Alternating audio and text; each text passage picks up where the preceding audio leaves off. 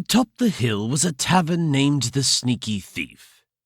This tavern glowed from inside with candlelight, and with the warmth of its fireplace, merriment and laughter. Drunken laughter. Outside, the cold wind blew. The ice-cold wind danced and howled through the hills and valleys and trees. The snow piled up in mounds upon the tavern roof. The snow draped over the landscape. The snow covered the cloaks of the two travelers as they banged their fists impatiently on the heavy oak door. They had come a long way for a very important card game. The two travelers waited outside in the freezing elements. One was a muscular orc covered in tattoos, and he wore a necklace of bones. His name was Thyrox, but friends called him Bone Man. The other was a dark-haired elf named Anul, but friends called him Woodland. Boneman turned his smiling, tusked face to his elven companion.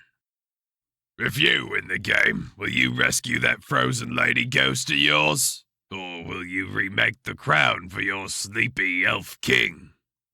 Hopefully both. I think you're a better card player than I. What would you do with the prize money?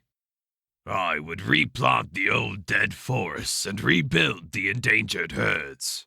Then summon all the orcs with drums for a big party." Woodland wore an excessive amount of jewelry, daggers, and beads. He toyed with the beads now as they waited. Bone Man bounced on his heels, and his shaman bones rattled on his chest. The wind and the snow only got colder and colder. The heavy oak doors opened inwards. A human waitress with golden red curly hair blinks at them like Bambi.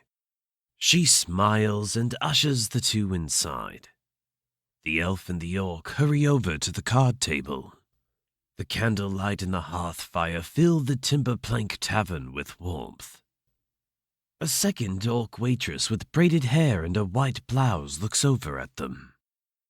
At the game table, there waits a gnome and a troll. The gnome guzzles from multiple beer mugs and blows rings of smoke from his pipe. The gray troll just sits there like a Herculean mountain with a blank face. The gnome, with a cheeky grin, blows smoke up at the orc and the elf as they approach. "Boneman, Woodland, take a seat at the table. You must try a smoke of this pipeweed. It's truly excellent." Boneman sits down next to the gnome. He smokes the offered pipe for a moment. "Thanks, Monaco. How's business going, midget?" The orc passes the pipe back to Monaco, otherwise affectionately called Midget. "Excellent. Potions and illusion magic can be quite lucrative when a gnome gets close to some aristocratic human snotty-nosed turds." Anul the elf stands cozy next to the fire. He stretches his hands out and sighs. He watches the troll place a pack of cards on the table. "Hello, Steel." My friends call me Steel. You can call me Stivix, elf." Have it your way, troll." The orc waitress walks past with her hips and hair swaying. She takes their order and then she returns to the bar. Monaco babbles and giggles about his latest illusion magic trick and a most foolish aristocrat. Something about breaking open a piggy bank. Boneman laughs at the silly gnome. Woodland takes a seat next to the grumpy troll, Stivix, or Steel. There's a loud knock at the door. The golden-red, curly-haired, freckled waitress opens the door. She scrunches up her lip and steps aside to let another two travelers enter. The two newcomers approach the game table. One is a magician. The other looks like a ninja. Both are human, and both wear snow-drenched cloaks. They shed their cloaks and step over to the fireplace and the card table.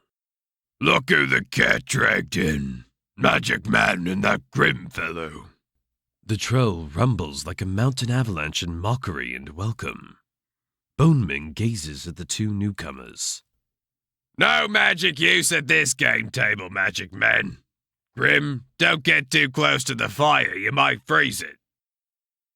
The human magician Vladimir is dressed in purple, and he wears a sapphire in his headband upon his forehead.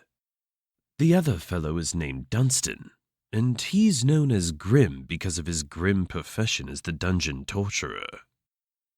Don't point that shaman bone at me, Bone Man, the magician replies with a grin. It's as cold as ice out there. We ready to play? Grim settles into his chair stiffly.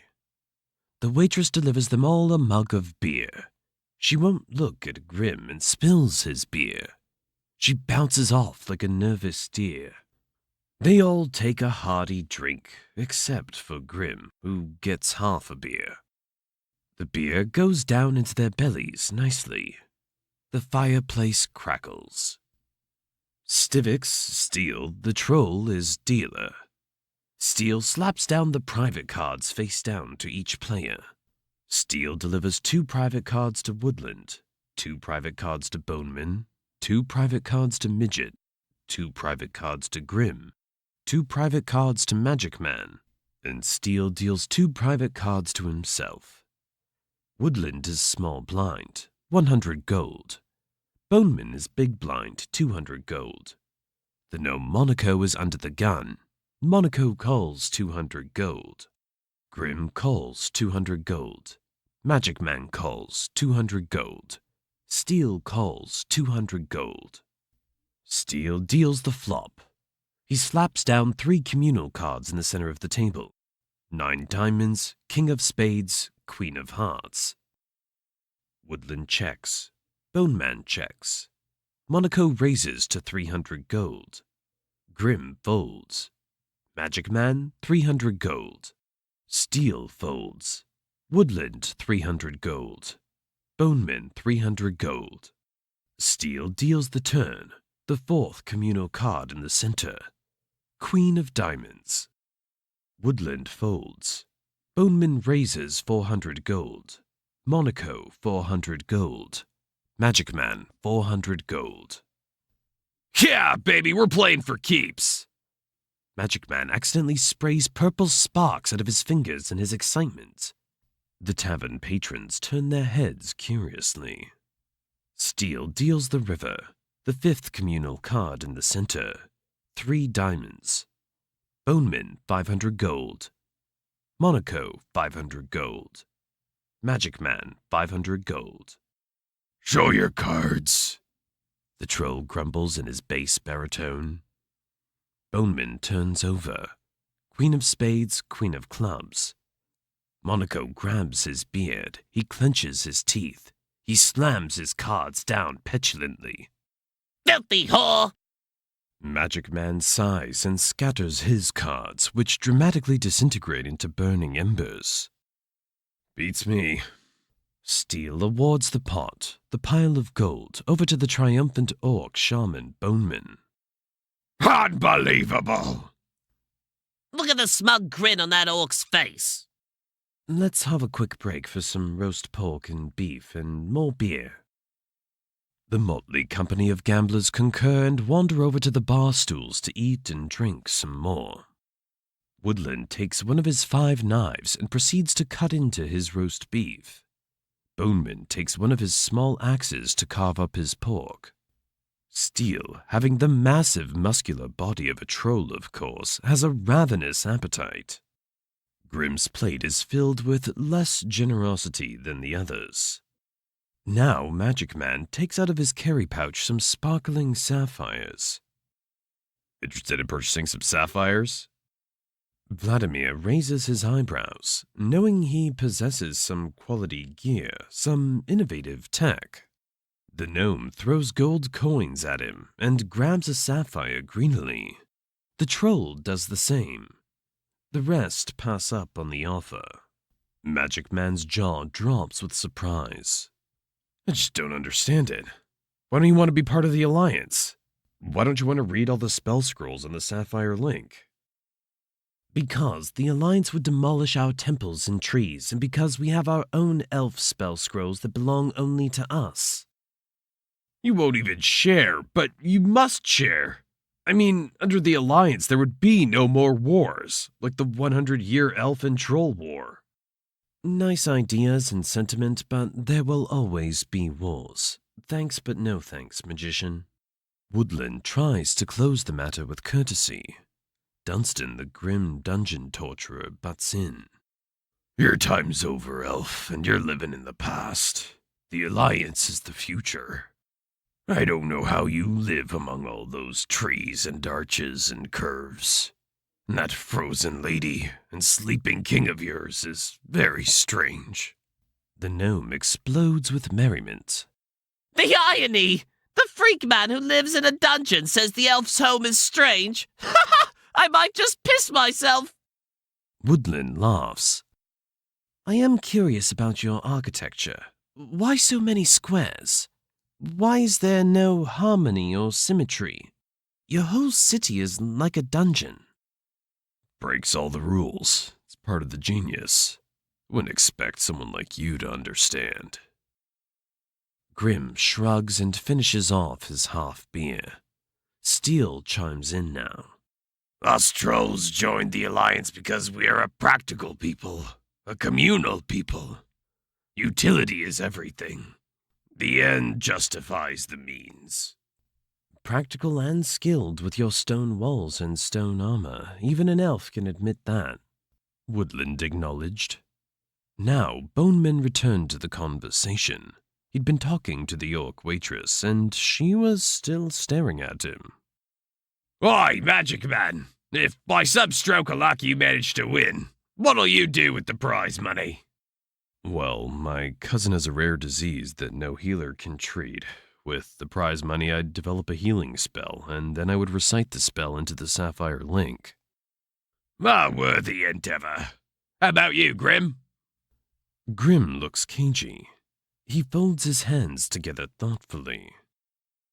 I had an architect design my perfect ideal dwelling. By some stroke of luck I won, I would build this perfect mansion with the prize money. Monaco taps his foot and raps his knuckles in a rhythmic fidget that increases rapidly in pace until he blurts out, Enough, Waffle! Let's get back to it! This time, Woodland is dealer. He deals out 2 cards to every player. Boneman is small blind, 100 gold. Monaco is big blind, 200 gold. Grim is under the gun, 200 gold. Magic Man puts in 200 gold. Steel puts in 200 gold. Woodland slaps down 3 communal cards in the center of the table. Ace of spades, Jack of clubs, 7 of hearts. Grim leaps to his feet violently. His arm and a flashing blade swings toward Magic Man, and then swings back towards Monaco. The magician and the gnome raise their hands defensively, and they roll down onto the ground. Luckily, Monaco's only slashed on his arm. Luckily, Vladimir's only slashed on his shoulder. The waitresses scream in terror. Tavern patrons yell and run for the door in a mad stampede. Someone rings the alarm bell to alert the city guard. 2 chairs hit the floorboards with a bang. 2 gamblers hit the floorboards with a thud. Grim leaps across the card table and stabs his blade, aiming at Steel the troll. The shining blade hits the troll's impenetrable rock skin. It lodges there uselessly.